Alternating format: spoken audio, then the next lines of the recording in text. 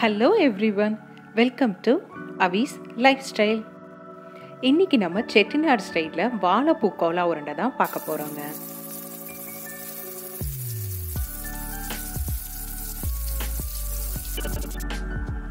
நான் இன்னைக்கு இந்த வாழைப்பூ கோலா உருண்டை பண்றதுக்கு ஒரு மீடியம் சைஸ் வாழைப்பூ எடுத்திருக்கேங்க. இந்த வாழைப்பூவில் இருக்க மேலே இருக்க இந்த தோல் எல்லாத்தையும் ரிமூவ் பண்ணிடலாம். அதெல்லாம் வேஸ்ட்டு தாங்க, அது நம்மளுக்கு தேவைப்படாது. உள்ளே இருக்க இந்த பூக்கள் மட்டும்தான் நம்மளுக்கு தேவை.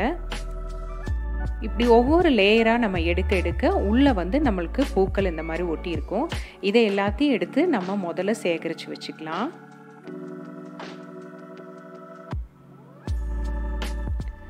அதுக்கு முன்னாடி அவிஸ் லைஃப் ஸ்டைல் சேனலை மறக்காமல் சப்ஸ்கிரைப் பண்ணிக்கிங்க.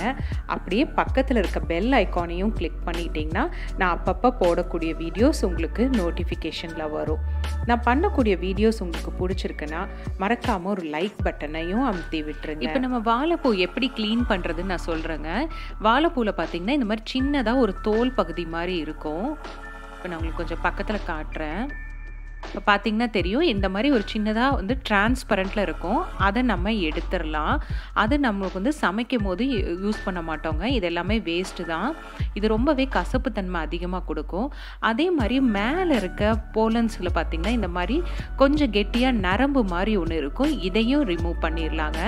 இந்த மாதிரி எல்லா பூக்கள்லேயும் இருக்க அந்த நரம்பையும் அந்த தோல் மாதிரி இருக்க ஸ்கின்னை எடுத்துடலாங்க.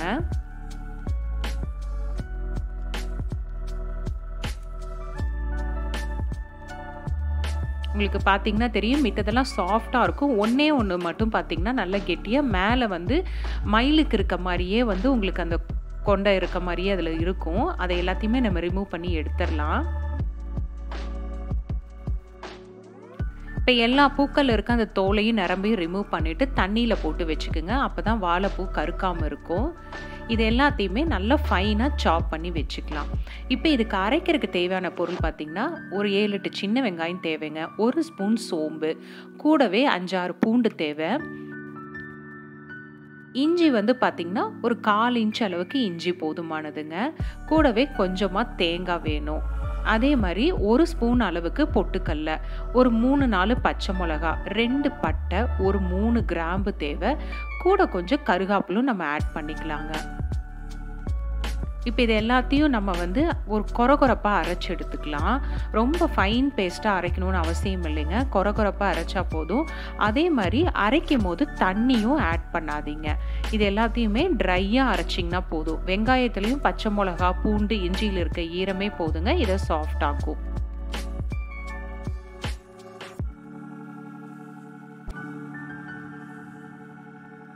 இப்போ உங்களுக்கு பார்த்தீங்கன்னா தெரியும், நான் எந்த தண்ணியும் ஆட் பண்ணல. இந்த மாதிரி கொரகொரப்பாக அரைச்சி எடுத்துக்கலாங்க. இப்போது நம்ம கட் பண்ணி வச்சுருக்க வாழைப்பூ அப்படியே டைரெக்டாக ஆட் பண்ணினா உங்களுக்கு துவர்ப்பு சுவை ரொம்ப அதிகமாக இருக்கும். அதை அவாய்ட் பண்ணுறதுக்காக ஒரு பேனில் 1 ஸ்பூன் அளவுக்கு எண்ணெய் விட்டு நம்ம கட் பண்ணி வச்சுருக்க வாழைப்பூவும் ஒரு 1/4 ஸ்பூன் அளவுக்கு மஞ்சத்தூளும் கொஞ்சமாக உப்பு போட்டு மூடி போட்டு ஒரு 2 நிமிஷத்துக்கு நீங்கள் ஷாலோ ஃப்ரை பண்ணிக்கிங்க. தண்ணி எதுவும் ஆட் பண்ண வேண்டாம். அதுலேருந்தே நீர் வெளியே இது கரெக்டாக அந்த மாதிரி வதங்கி வந்துடும். இது இப்போ நம்ம ஃப்ளேம் ஆஃப் பண்ணி நல்லா ஆற விட்டுறலாங்க.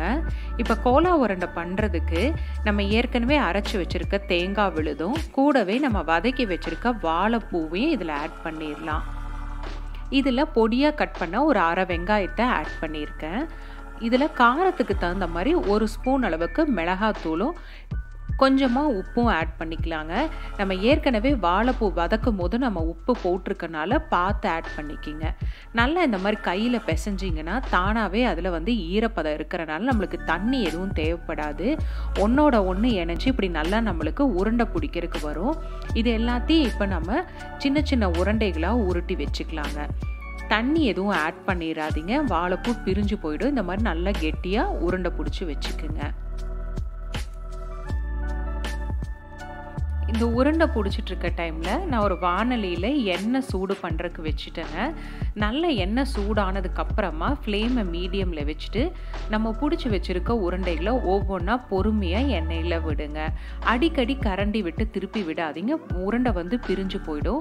ஒரு 2 மினிட்ஸ் கழித்து திரும்பி விட்டுட்டு ஃப்ளேமை நல்லா ஹையில் வச்சிங்கன்னா இந்த மாதிரி நல்லா பொன்னிறமாக உள்ளேயும் வெந்து நல்லா மொறுமொறுன்னு இப்படி செவந்து வருங்க. இந்த கோலா உருண்டை பார்த்திங்கன்னா பருப்பு சாதம் ரசத்துக்கு மட்டும் இல்லைங்க, ஈவினிங்கில் ஒரு கப் டீயோட ஒரு ஸ்நாக்காக சாப்பிட்றக்கும் ரொம்பவே சுவையான ஒரு டிஷ்ஷு தான் இது. கண்டிப்பாக இதை உங்கள் வீட்டில் செஞ்சு பாருங்கள். எப்படி இருக்குன்னு எனக்கு கமெண்ட் செக்ஷனில் சொல்லுங்கள்.